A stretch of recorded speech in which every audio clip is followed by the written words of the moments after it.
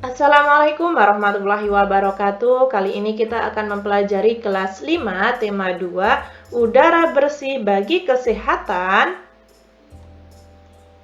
Subtema 2, pentingnya udara bersih bagi pernafasan, pembelajaran 4. Di sini ada cerpen Tanggung Jawab Ade oleh Gusti Nur.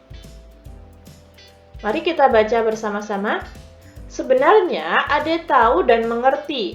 Setiap hari Kak Nina selalu membantu ibu menyiapkan makanan untuk dijual, mengantarkan ke warung-warung dengan mengendarai sepeda. Ade juga tahu Kak Nina sering terlambat tiba di sekolah karenanya. Tetapi anehnya Kak Nina tidak pernah tertinggal pelajarannya. Kak Nina di rumah selalu mengulang pelajaran yang diberikan di sekolah.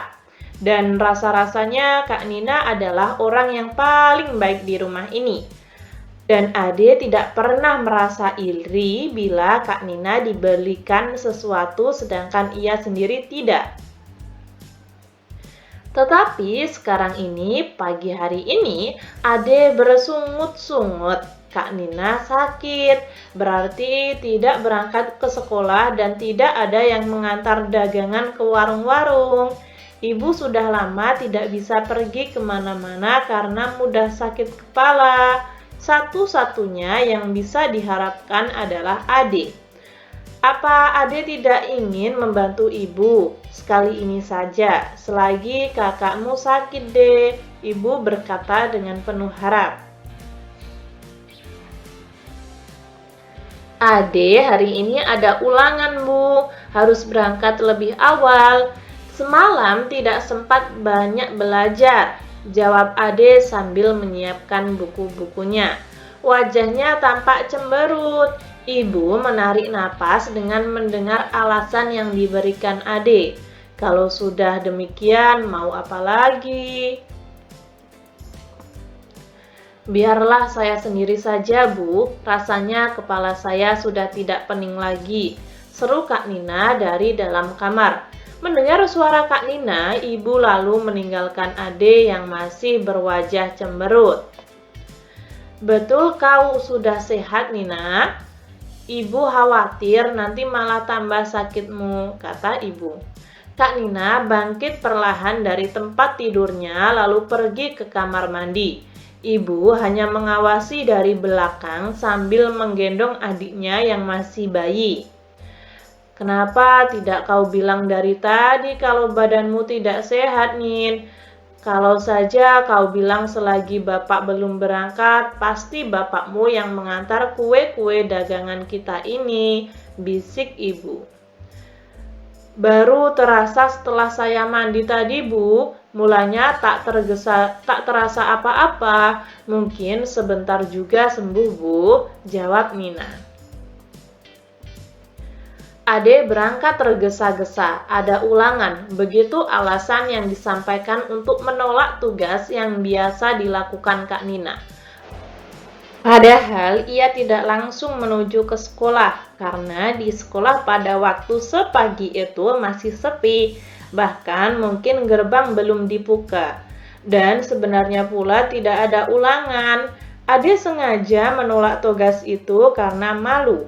Ia tidak mau teman-temannya melihatnya naik sepeda sambil membawa keranjang kue-kue.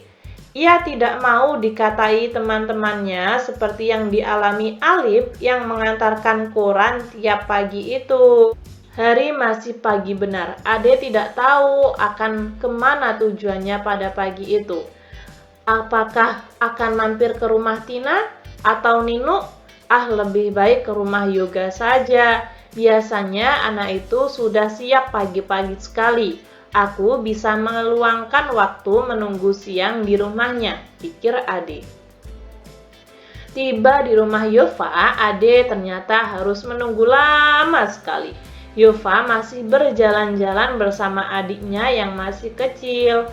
Mama Yova sedang menata meja makan untuk sarapan papanya.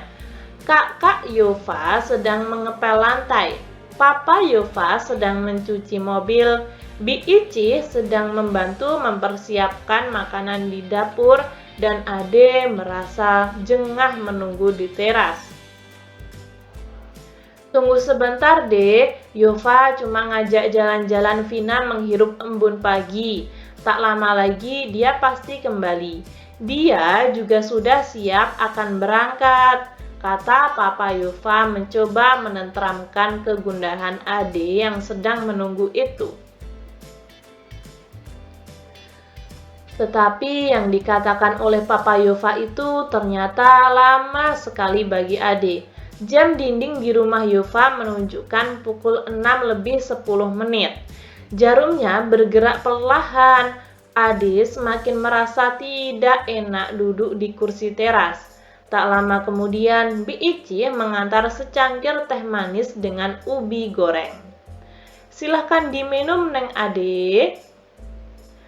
Saya mau berangkat dulu, Bi, jawabnya kepada Bi Ici, lalu kepada Papa Nova dia berpamitan sambil bergegas pergi. Terima kasih, Om. Saya mau berangkat saja dulu. Mau mampir ke rumah Nino, Om. Ia tiba-tiba gugup. Papa Yova keheranan. Demikian pula Bi Ici. Mereka heran melihat Ade tiba-tiba pergi dan melangkah lebar-lebar meninggalkan rumah itu. Semua orang sibuk, semuanya bekerja, semuanya tanpa terkecuali.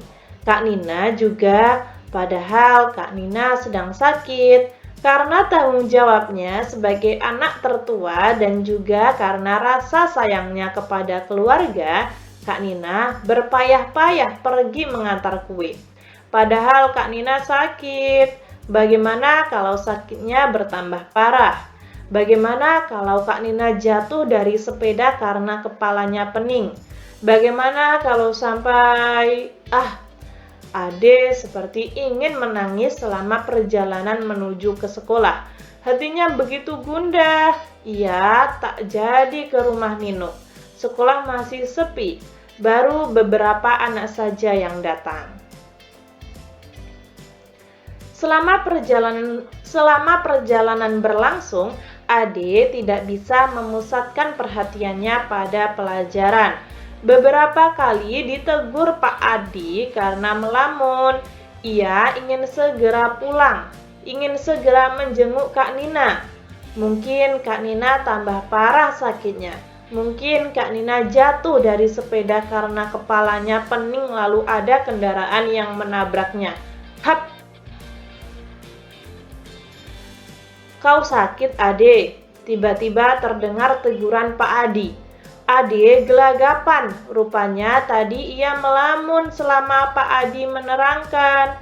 Pak Adi lalu menghampirinya, meraba keningnya. Ade jadi terharu. Kepalamu hangat, pulang saja ya, nanti bertambah parah, kata Pak Adi. Ade menurut. Ia bergegas meninggalkan sekolah. Ade berjalan dengan setengah berlari, agar secepat mungkin bisa tiba di rumah melihat Kak Nina. Dengan tergopoh-gopoh, ia memasuki rumah. Ibu sampai keheranan melihat sikapnya, langsung menuju ke kamar Kak Nina. Dan Kak Nina terbaring di pembaringannya.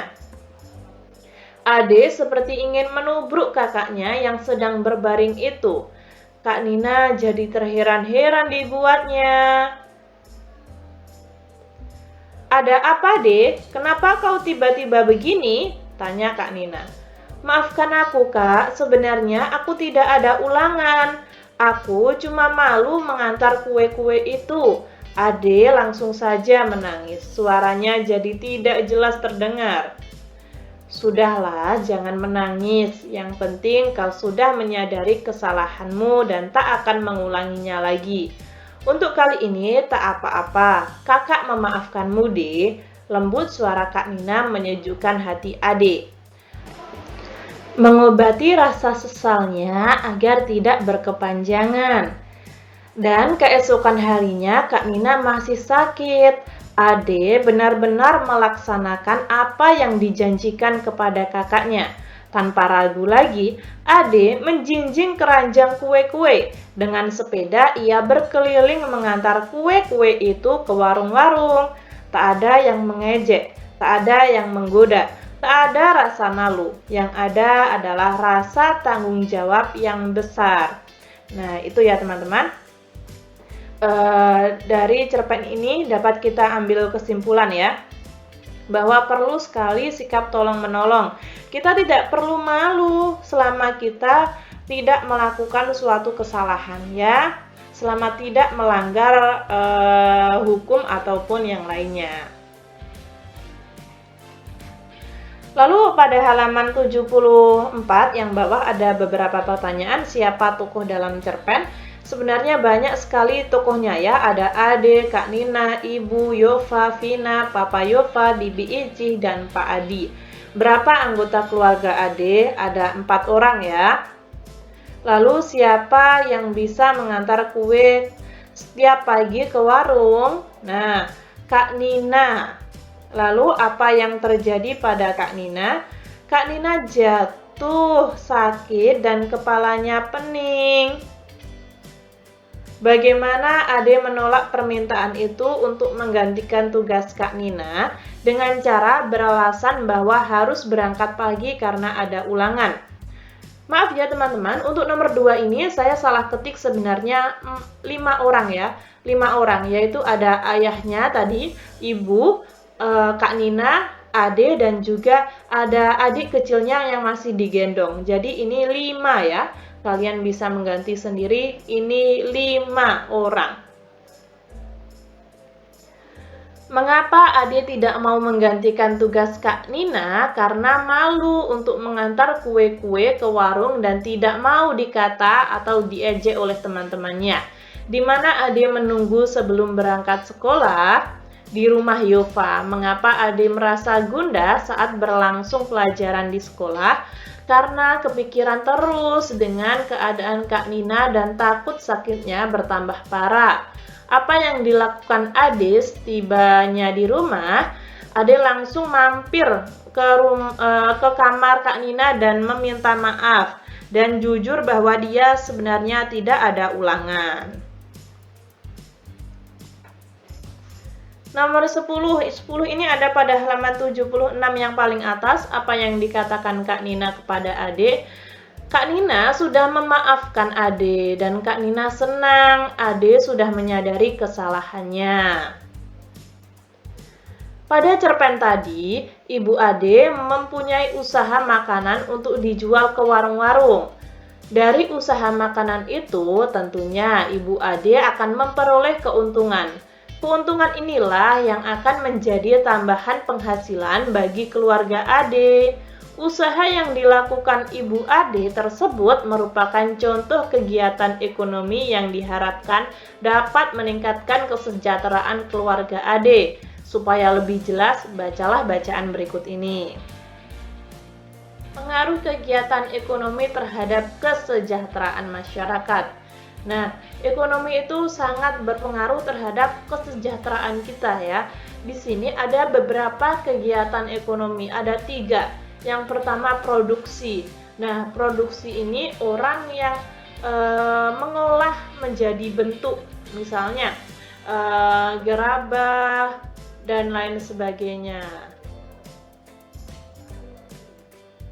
Nah, seperti ini ya. Ini adalah suatu produksi.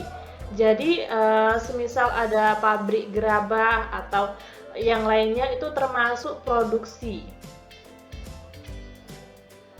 Distribusi. Nah, distribusi ini orang yang menyalurkan ya.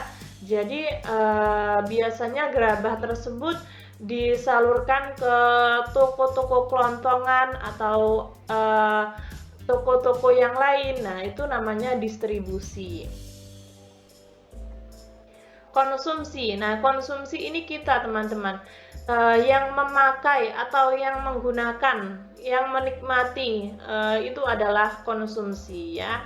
Saya itu termasuk konsumsi ya. Saya memakai gerabah untuk hiasan, untuk apa? Nah, itu saya termasuk konsumsi atau konsumen. Setelah itu, ayo berdiskusi. Menurutmu, apa pengaruh kegiatan ekonomi terhadap kesejahteraan masyarakat? Meningkatkan pendapatan masyarakat. Apakah kegiatan ekonomi dapat berdampak positif terhadap peningkatan kesejahteraan masyarakat? Bagaimana penjelasanmu? Nah, menurut saya iya. Kenapa? Karena kegiatan ekonomi dibutuhkan bagi setiap masyarakat untuk kehidupannya. Nah, ini ada pada halaman 79, ayo renungkan. Apa jenis kegiatan produksi, distribusi, dan konsumsi yang ada di lingkungan sekitarmu? Nah, ini kalian bisa sebutkan berapapun yang ada ya. Misalnya cuma ada 2 ya kalian sebutkan 2, semisal ada 3 ya kalian sebutkan 3. Untuk kolom yang lain kalian bisa mengosonginya. Nah, ini bisa kalian sesuaikan dengan lingkungan kalian, dengan tempat tinggal kalian masing-masing.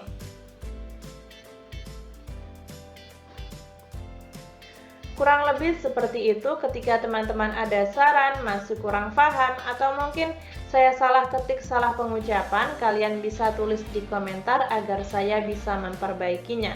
Semoga bermanfaat. Wassalamualaikum warahmatullahi wabarakatuh.